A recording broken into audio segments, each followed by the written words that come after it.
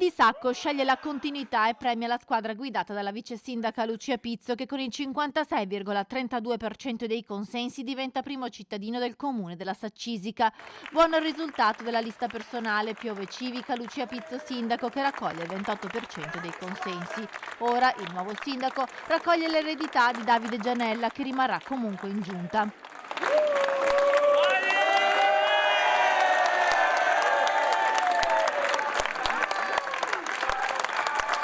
Un laboratorio civico di ispirazione di centrosinistra che ascolterà le esigenze e i problemi dei cittadini di Piove di Sacco, ha spiegato Lucia Pizzo. Di sicuro abbiamo puntato molto sullo sport, sugli investimenti nello sport, perché riteniamo che per le frazioni e per la città, sia a livello di sport giovanile sia a livello di sport amatoriale, sia indispensabile sostenere un'aggregazione sana per i giovani. Fiori rose in mano, Lucia Pizzo viene festeggiata davanti a Palazzo Gli Appelli.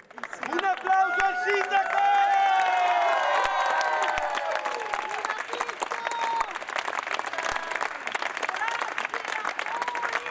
Umore decisamente diverso quello che si respirava invece nella sede elettorale del centrodestra, che si ferma al 43%, una delusione per la Lega, che mal digerisce la sconfitta di Piove di Sacco. Il candidato Paolo Mazzetto, scelto per rappresentare le forze di centrodestra, però cerca di guardare al futuro. Abbiamo costruito un progetto in un mese e mezzo e ritengo che il risultato comunque possa essere importante, in quanto qualcun altro dall'altra parte, chi ha vinto, ha costruito questo risultato in 10 anni. Adesso lavoreremo diversamente, vedremo come raffinare e far capire meglio il nostro progetto.